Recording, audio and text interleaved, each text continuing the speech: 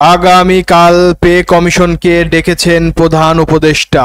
জরুরি বৈঠক যমুনায়। নবম pay scale update, daily pay scale, job news.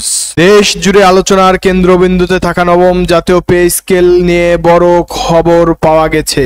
জানা গেছে আগামীকাল বৃহস্পতিবার প্রধান উপদেষ্টা তার দপ্তরে জরুরি বৈঠক ডেকেছে পে কমিশন সদস্যদের। এই বৈঠক অনুষ্ঠিত হবে রাজধানীর যমুনা ভবনে। সরকারি কর্মচারীদের নতুন বেতন কাঠামো নিয়ে গত কয়েক মাস ধরেই টানাপোড়েন চলছিল, আর এবার সেই সিদ্ধান্তের চূড়ান্ত আলোচনায় বসছে সরকার। সরকারের এক উচ্চ পর্যায়ের সূত্র জানা গেছে, এই বৈঠকে নবম পে স্কেলের চূড়ান্ত খসড়া, বেতন বৃদ্ধির হার এবং ভাতা সংশোধনের প্রস্তাব পর্যালোচনা করা হবে।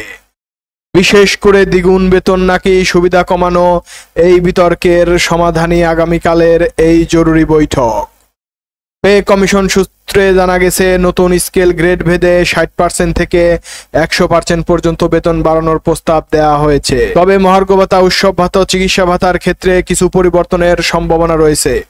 ফলে অনেক আশঙ্কা করছেন বেতন বাড়লেও হয়তো কিছু সুবিধা কমে যেতে পারে। অন্যদিকে সরকারি কর্মচারীদের বিভিন্ন সংগঠন দাবি জানিয়ে আসছে, বর্তমান বাজার দরের সঙ্গে সামঞ্জস্য রেখে নতুন বেতন স্কেল দিতে হবে, নয়তো এই বেতন কাঠামো বাস্তবসম্মত হবে না। প্রধান উপদেষ্টার কার্যালয়ের এক কর্মকর্তা জানান, আগামীকালের বৈঠক অত্যন্ত গুরুত্বপূর্ণ।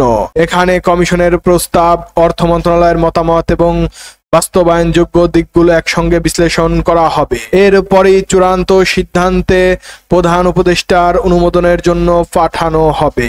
উল্লেখ্য, নবম পে স্কেল বাস্তবায়িত হলে দেশে প্রায় 14 লাখ সরকারি কর্মকর্তা কর্মচারীর আওতায় আসবে। এছাড়া শিক্ষা, স্বাস্থ্য, পুলিশ ও প্রশাসনিক কর্মকর্তাদের বেতন ভাতা কাঠামোতেও বড় পরিবর্তন আনার সম্ভাবনা রয়েছে। বেতন বৃদ্ধির হার নির্ধারণ, মহার্ঘ ভাতা, অন্যান্য সুবিধার পুনর্বিন্যাস, অবসর ভাতা, পেনশন কাঠামো, শিক্ষক, স্বাস্থ্য খাতের জন্য আলাদা প্রণোদনা। সর্বশেষ বলা যায়, আগামীকালের যমুনা বৈঠক নির্ধারিত হবে নতুন পে স্কেল কারা কারা লাভ করবে বা কার কার ক্ষতি হবে সেটা সম্পর্কে জানা যাবে। দেশের লাখো সরকারি চাকরিজীবীর চোখ এখন যমুনার দিকে। ধন্যবাদ সবাইকে।